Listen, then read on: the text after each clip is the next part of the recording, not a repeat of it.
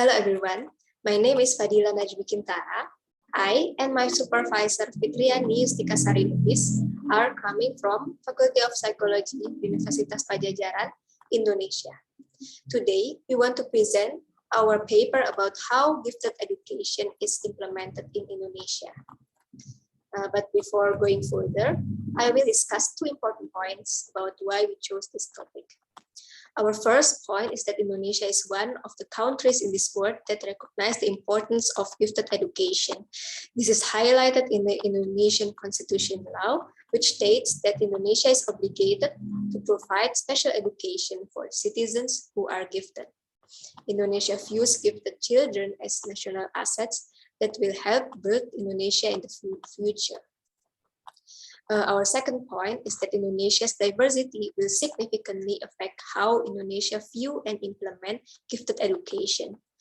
Indonesia is unique in various aspects.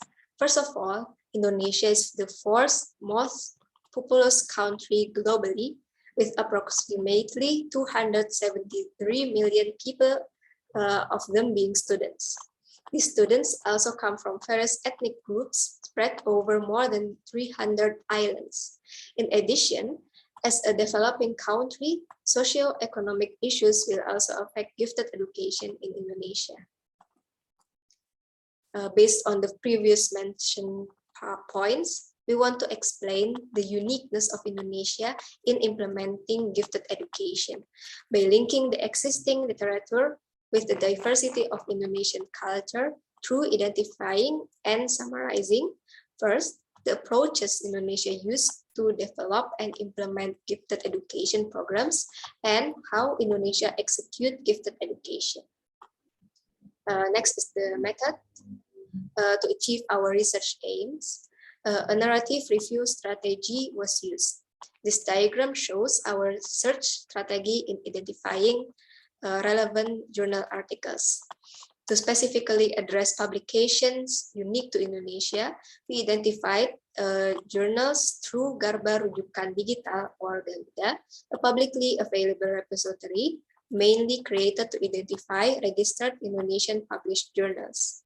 This literature search was carried out in 2021 using 4 keywords about giftedness in Indonesian language, which are first, keberbakatan or giftedness, second, cibi or cerdas istimewa berbakat istimewa, or in other words, giftedness and talentness, cerdas istimewa, or gifted students, and berbakat, which translates to gifted. At first, we identified a total 122 records, but after screening and doing eligibility checks, we decided to include a total number of 25 studies in this paper. Next is the result and discussion. I will now present the summary of the selected 25 studies based on the 2 research objectives. The first objective is to identify the approaches used to develop and implement gifted education in Indonesia. There are 4 keywords used in the literature to describe this. The first approach is differentiation. Differentiated instruction is a learning that considers students' differences and acknowledges their needs to choose an education option that suits their level of readiness, interest, and learning profile. Thus, differentiation is a term that is frequently used to discuss the importance of special education for gifted students that differs from general education. Unfortunately, differentiation is often misunderstood as exclusivity. Hence, it is essential to include the second approach when discussing differentiation, namely inclusion. Differentiation doesn't equal one teacher teaching only one student. In fact, this approach can be executed in an inclusive context by integrating gifted education into regular classes, by offering gifted students several learning options or special treatments. Other models, such as the provision of special schools or special classes, have drawn criticism because they seem exclusive and elite, leading to social jealousy. Educational differentiation can also be achieved by modifying the curriculum. For example, by accelerating the delivery of learning materials. This modification is commonly referred to as acceleration. Gifted students may have mastered the subject matter before being taught because they have more advanced learning abilities than others. If gifted students are forced to study material they already have mastered, they can experience boredom that can lead to more significant problems. Accelerating the students' study duration is one of the recognized efforts to help provide adequate and appropriate gifted educational services. Another way to modify the curriculum is through enrichments. Students may get enrichment in two ways, vertically or horizontally.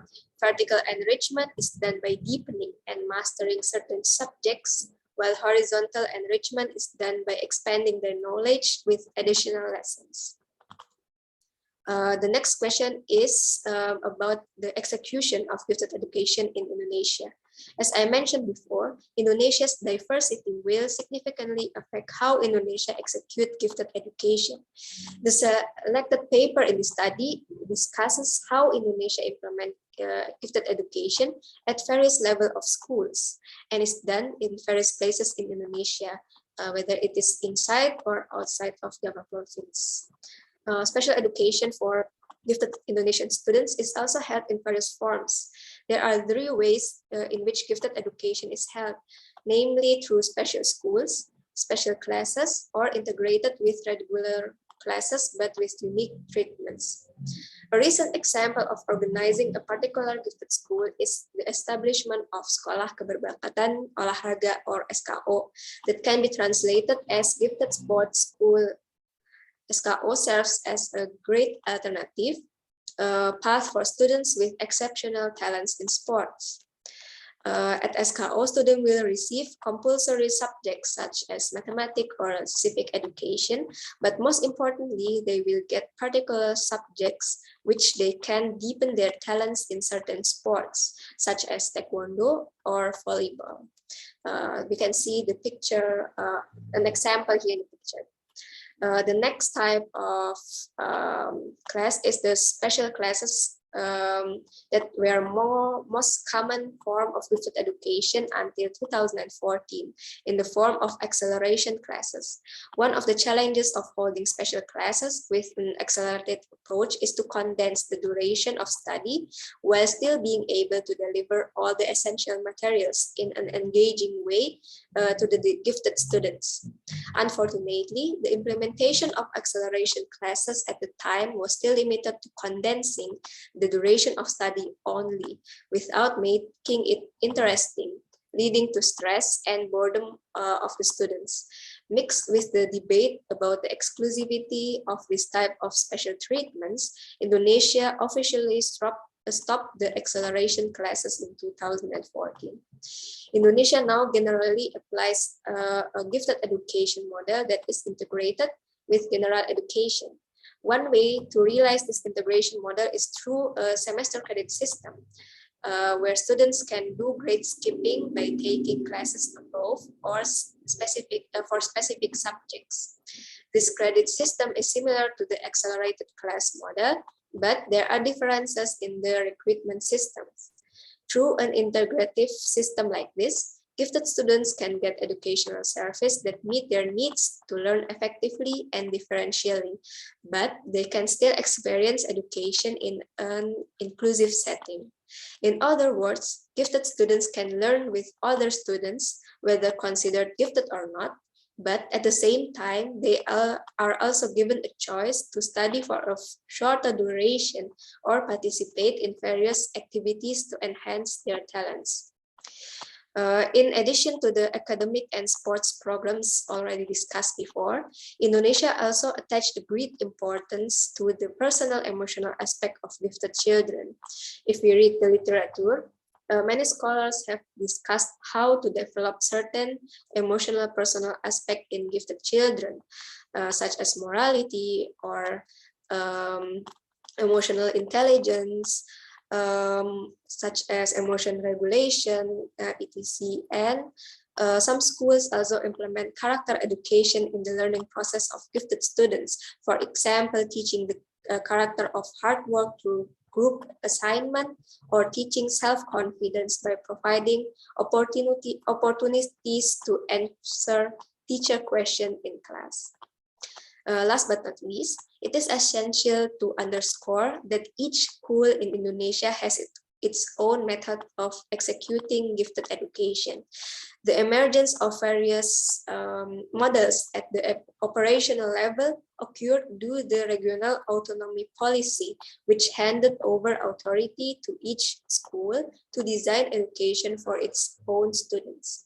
For an example, it is common to see in Indonesia that one school will place a great attention to academic enrichment programs of the gifted students, while other schools will hold more programs for character development of the gifted students.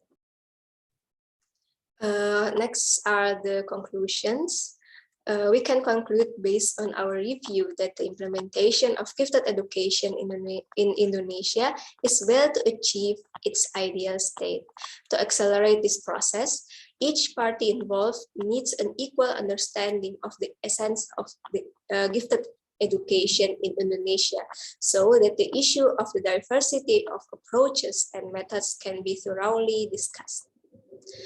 Based on these conclusions, we suggest conducting further research to investigate specific opinions regarding giftedness in different parts of Indonesia, so that we can determine whether the education of gifted children in Indonesia can be seen generically, or whether it is necessary to accommodate the existing cultural diversity. This knowledge can help stakeholders to evaluate which education service programs are appropriate for various places in Indonesia. It is also important to provide gifted education programs equally in all regions in Indonesia. These are the selected references that we used in our study. That's all from us. We sincerely appreciate that we had this opportunity to present to you. Thank you for your attention.